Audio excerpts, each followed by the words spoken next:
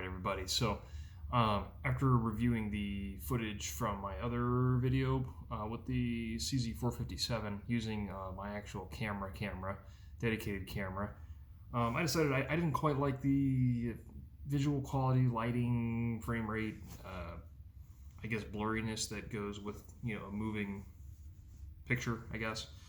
So I think I'm going to stick with the phone camera for now. So that's what we're going to use. But seeing as how I've been stuck in my house for a few days now, I'm kind of going a little stir crazy here, but figured, you know, since I got the time, might as well talk about some gun stuff, right? So specifically, I want to talk about my affinity for the Sig P250 line of pistols. I have 4 of them now, and I have 3 of them on hand right now. The 4th one is currently at a friend's place. But yeah, so let's go over what I have. So those who have already seen the other P250 video I've done with the P250 22 LR variant, I've got that one here. But I've also got a full-size 45. So not this exact model, but because this is a full-size 9mm, I have one that is full-size in 45. It's actually the first P250 that I bought. This was the second one, and this is the 22 LR variant. This was the 3rd one that I bought. And then most recently, this is a very old original first gen 250 in P250 compact in 40 cal. And this is a very early one. This one here in particular was made in 2008. So the P250 lineup started in 2007 according to Wikipedia, and I'm going to go with that because as anyone who's played games, shooter games, knows, is in Counter-Strike Global Offensive, which is a game that I've played extensively, very many hours in. The P250 compact model, it features very prominently in that game as one of the cheap, inexpensive pistols that you can buy on either side of the game, and its performance is really good compared to its price. And that's honestly the main reason why I wanted to get these guns in the first place, was because of Counter-Strike. I've bought so many guns because of video games, and I'm not even ashamed to admit that, because man, it's just cool to be able to own the actual thing that you're just shooting away with in the game, and you can have the actual real life thing in front of you and actually be able to shoot it and have some fun. And hey, it just so happens to turn out as well that P250s are really dang good guns. So not only do they look cool, they have game cool factor, they're also actually pretty reasonably priced for what they are, and they're very well made guns. I think with these, this is definitely before the whole I guess maybe downturn isn't the right term to describe it, but a different direction in terms of quality control when it came to SigUSA versus Sig Incorporated. Sig Sauer Incorporated, I think, is their old name, or Sig Arms, I think, was very early when they got in the States. But yeah, this line of pistols was right before Sig Sauer USA changed to just Sig USA. There's a whole history behind that, and I'm not even going to begin to try to break that out here on video. So go look it up on Wikipedia if you want a whole history of the whole Sig Germany versus Sig USA and how that works out and shakes out. But anyway, we're here to talk about the pistols. So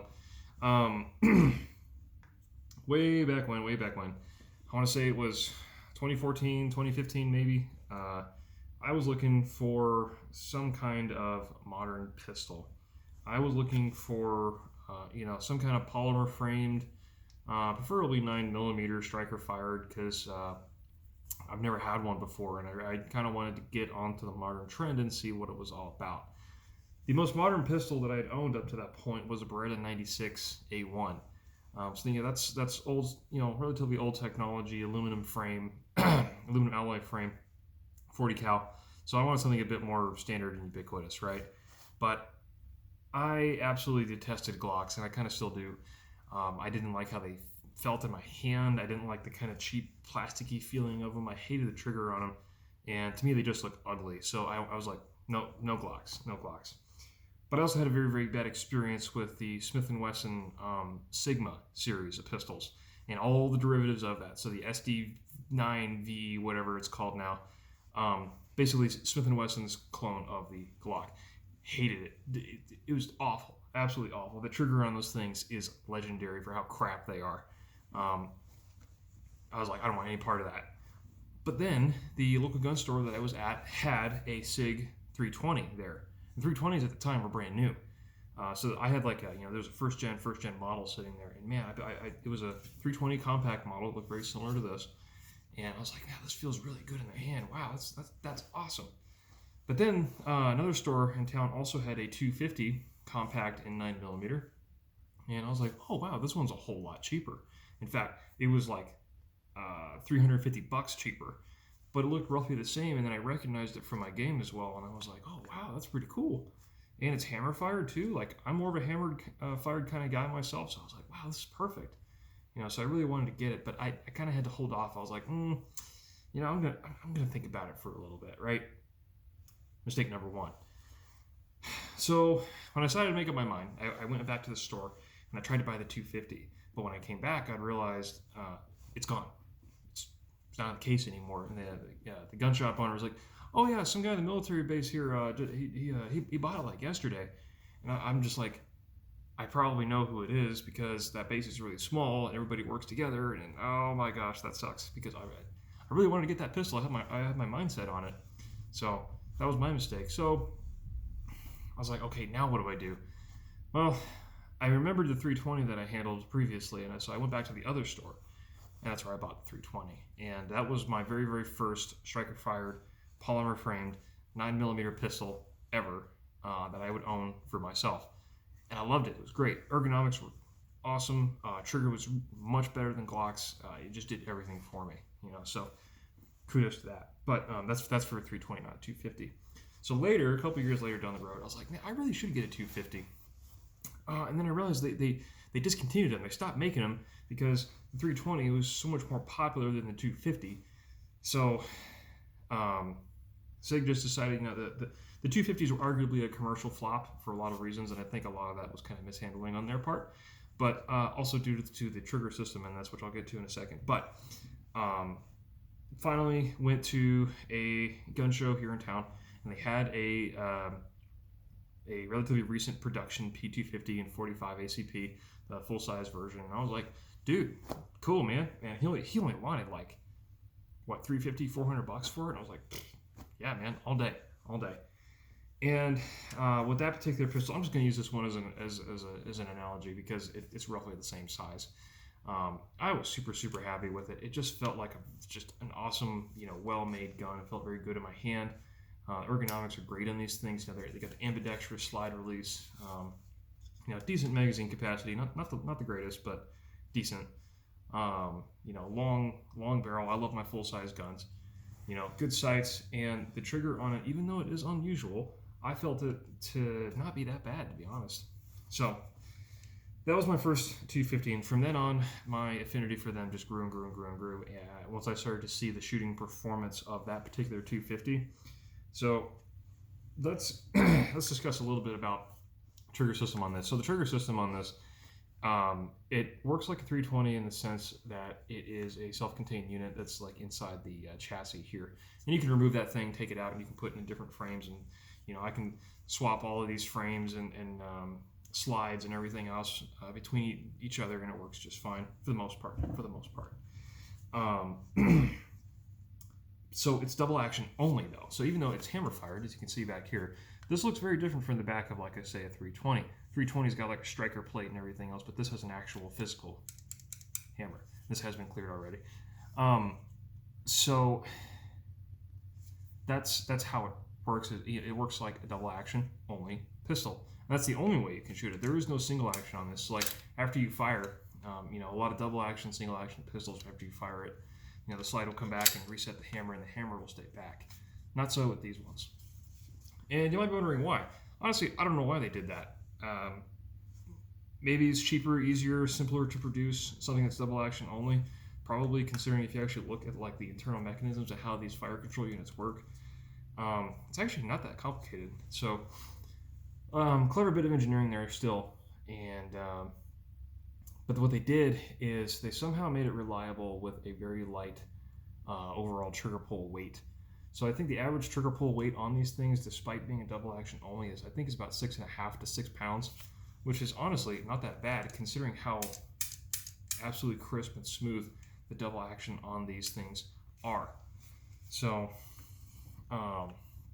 it's really kind of hard to explain, but a lot of double action triggers on like traditional DASA guns tend to be a little stagey and kind of creepy, especially on the Sig pistols.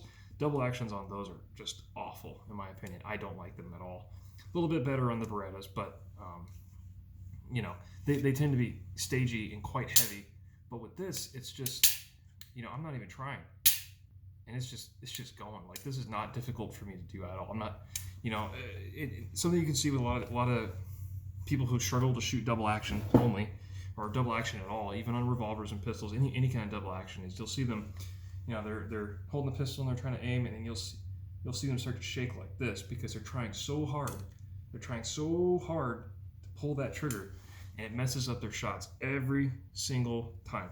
But that's the main like criticism against double action triggers, is that they're very heavy. Some of them can be quite stagey and awful. It requires more time, effort, and skill to be able to shoot double action accurately and proficiently and quickly versus a traditional single action only or striker fired gun. So I think that is the main reason why these 250s did not take off, because people just could not get used to the trigger. So I don't hold that as a thing against the 250 though. That is, strictly speaking, user skill, user ability.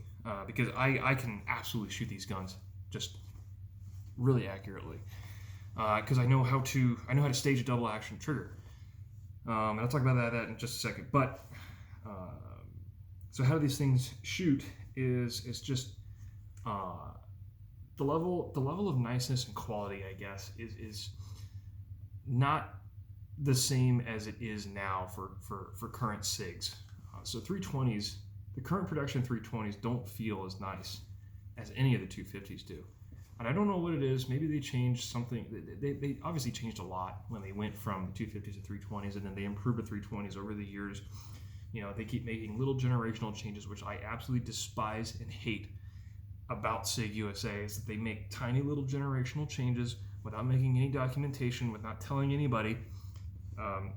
This is important because certain parts and things will not work with certain generations of the same model of pistol, but they don't tell anybody that.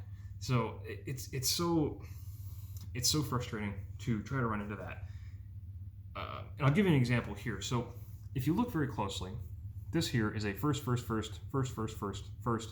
very early generation 1 250, and you can tell that on the grip frame here.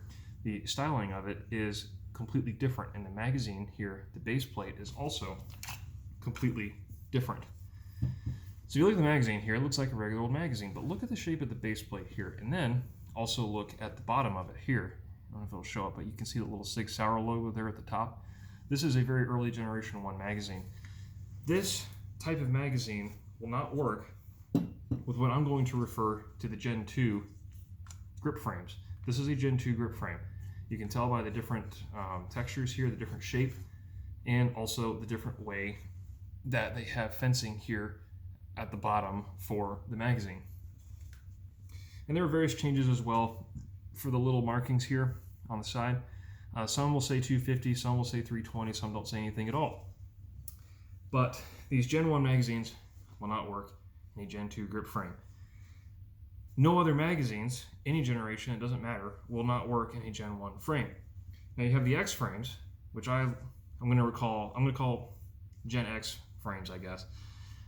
Those are also a little bit different, but I'm not going to get too much into that, because I could have an entire separate video on the whole generational changes of these P250s and P320 lines of pistols, where there's just so many little changes that determine whether or not you can use certain things with certain generations. It's really, really annoying.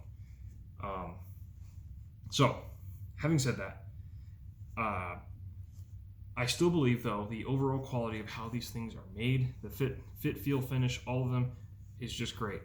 The accuracy is definitely there. If you know how to shoot these things well, they will definitely serve you well. Case in point, I have a H&K USP Tactical 45. Absolutely love that thing. Has a phenomenal trigger. Has it's got target sights. It's got a big old long barrel on it. About 45 ACP, and the best groups that I get with that pistol, when I'm really taking my time and I'm doing really good shooting, is right at around 2 inches at 25 yards offhand, just standing, right? But with my P250 and 45, with non-target sights, the 45 version doesn't have night sights. This one does, but the 45 version just has a regular 3-dot sight setup, but they're not target sights. And the gun is new production, so the trigger is stiff, I guess, or it's just new. And I was really, really surprised with my ability to shoot that gun accurately, because with the 250 full-size 45, I was also getting 2-inch groups at 25 yards just standing. And I'm like, that's a gun that costs 3 times as less than the HK does, and I'm shooting it just as well. So with non-target sights and a double action only trigger. So I was like, wow, this is clearly a quality piece.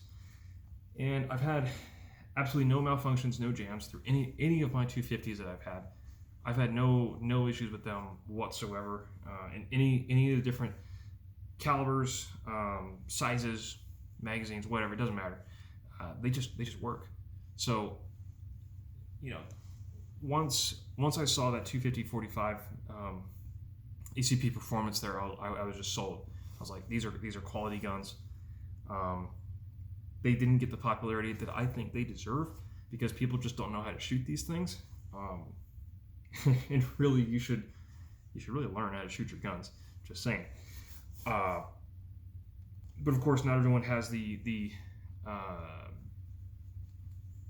experience and time behind the trigger that I do necessarily. So I guess I can't expect everybody to shoot double action only triggers as well as I do. But still, the point remains. I'm quite sad that these things were discontinued by Sig, because I just feel like they took a little bit more care and time into making these things, and they were trying to definitely put a new concept, a new-ish concept of like the modular pistol. Before then, I don't really know of any other pistol design that came before that could really do something like this, where you could take a full-size 9mm slide like this one and put it on this this compact frame and have it work, and vice versa, and all kinds of stuff that you could do, and switch all the grip frames and blah blah blah, do all that number and carry on. I really don't know of any other pistol design that came before this that was able to do that. Now I know the Steyr M9 pistols, because I have one, also has a kind of like serialized like kind of fire control unit in the grip, but they didn't design that necessarily for you to take different grip modules and to put your fire control unit in there and to swap it with different like slides and different calibers. They didn't really design that to be that way from the outset. Sig did that with this 250 series on purpose from the get-go. So to me, that really is like the first kind of modern modular pistol. So I know there was an HK4 as well that could switch between like 4 different calibers, hence the name. But it's not quite as easy, not quite the same as like a 250, and like this is a modern production gun, not an HK4, which is old. So overall, these things, the 250s definitely have their quirks. When it comes to the strange trigger that most people just absolutely don't like and can't shoot very well, to the generational changes in all across the entire series of not just the 250s but 320s, and how frustrating that is to deal with that. Also, the sight configurations on these are quite strange, because the entire rear sight here is not dovetailed. As you can see, it's a big old plate, and this plate is a huge assembly that sits in the back of the slide here. So if you want to change the sights, you have to take this whole thing out and then put another one in. But unfortunately, nobody ever made any aftermarket rear sights for these guns, as far as I know. I've never seen any. And Sig certainly didn't make any target sight setups for 250. So I will be forever sad because none of my 250s will ever have target sights unless I go to some kind of custom gunsmith and really go out of my way and do all that number. I just frankly, I just don't care to. Front sight though is dovetailed normally, so that's quite standard there. But yeah, rear sight is just unfortunately not something that you can change unless you have the 22 model. As you can see here, the 22 has a regular dovetailed rear sight. I don't know why they did that. Don't know. Maybe it's just the weird nature of how 22 is supposed to shoot and how that's a direct blowback gun instead of a tilting action. But anyway, so those all things taken together, those are kind of like the quirks of a 250 that kind of made it not very popular, not very successful. But now we're seeing the 320 just absolutely just skyrocketing in terms of popularity and use and ubiquitousness, I guess, common usage if you want. And it has all that. The 320 has all that to owe to the 250 design. So, pay respect where respect is due, I think. But yeah, I just have an absolute affinity with these things. So I fell in love with them, not only from Counter-Strike, but also because of how the guns have been performing for me. Just reliable, accurate, really good to shoot, fun to shoot. I think they look pretty cool, and the modularity aspect is just infinitely cool to me because I've got like a million of those freaking of those grip frames lying around, and I regularly will swap in and out and just try different styles and see how things look and how they feel and handle when they shoot and everything, because the grip modules actually do make a big difference. So personally, if you ask me, I think the most comfortable and best grip frame for all these pistols is the X Compact. That to me is like the best overall grip module to use for these guns. That's my personal preference, but the fact that you can do all these things and you can have all these extra grip modules and do all these modular things, because I've got like 2 extra slides and assemblies and things all set up for 250s, and I'm constantly hunting down for more parts for these things, because ideally I'd have every single slide length, every caliber, to be able to just have the whole range of 250s available to me, because I just love these things.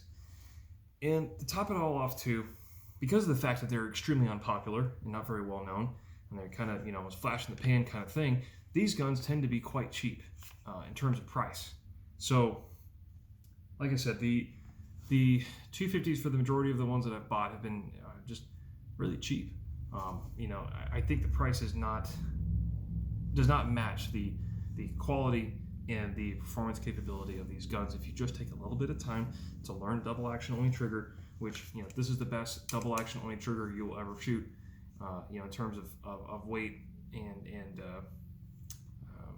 non-staginess that you can get. Yeah, it's in a modern semi-automatic pistol format instead of a revolver, right?